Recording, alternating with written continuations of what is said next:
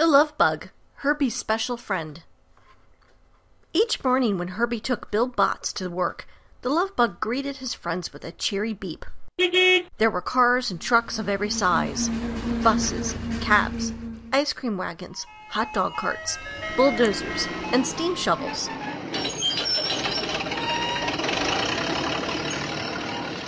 Herby liked them all. It was nice to have so many friends. One afternoon when Bill and Herby came home, a pretty new neighbor had moved in next door. "Well," Bill exclaimed, "I'd like to meet her someday soon." Herby flapped his doors, which meant that he thought it was a fine idea. But he wasn't looking at the young lady. He was looking at her yellow Volkswagen parked on the curb. He honked and winked his lights at the little car.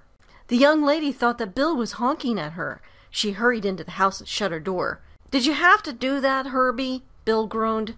"Now I'll never get to meet her." All evening, Bill thought about his new neighbor and wondered if she was very angry. He promised himself that the next day he would find her and tell her he was sorry for the way Herby had behaved.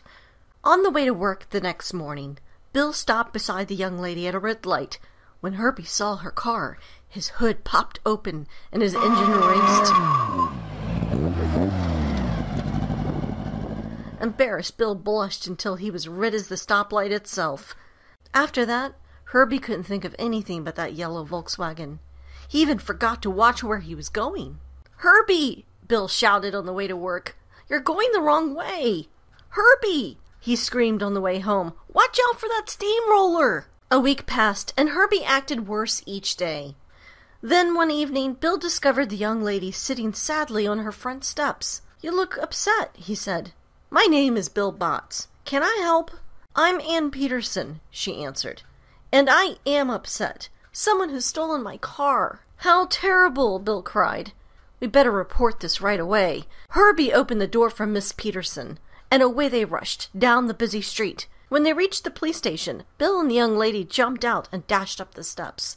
Herby tried to wait, but he just couldn't. His little yellow friend, wherever she was, needed help, and he had to find her. With a roar, he zoomed off to search. Up one street and down the next he flew. The city was full of Volkswagens. New ones, old ones, shiny ones, dull ones. Thousands of them.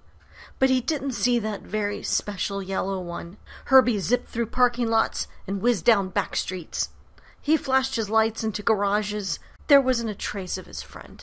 Soon, Bill Botts and Ann Peterson came out of the police station. "Look," she cried, "Herby's gone." "Oh, no," Bill moaned. "Now we have 2 missing cars to look for." Herby sped across the city. Time was slipping by. Somehow he had to find the little yellow car. Then at last he spotted her. She was going fast and heading the other way. Herby spun around and shrieked after his little friend. The chase was on. The yellow car darted around a corner. Herby took a shortcut through a department store.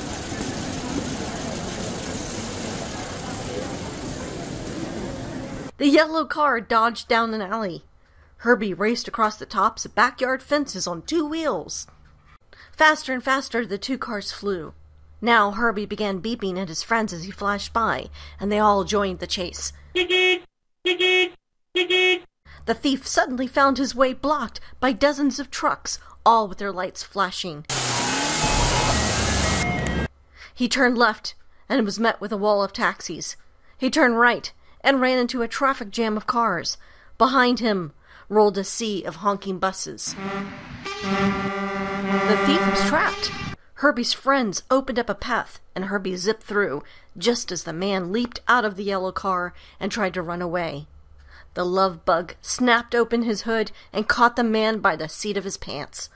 He was still holding him when a police car arrived with its siren wailing.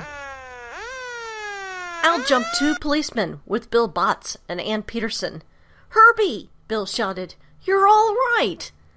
"And he rescued my car!" Ann Peterson cried. "How can I ever thank you both?" "I don't know," Bill said with a grin. "But how about a picnic while we talk about it?" That evening, Bill and Ann sat quietly on a blanket and watched the sunset across the ocean. Meanwhile, Herby frolicked up and down the sandy beach, splashing through the waves. "Herby's certainly happy tonight," Anne said. "I'm glad. I'm very proud of him." "So am I," said Bill, and he winked at the little yellow Volkswagen, who looked as if she was very proud of Herby, too. The end.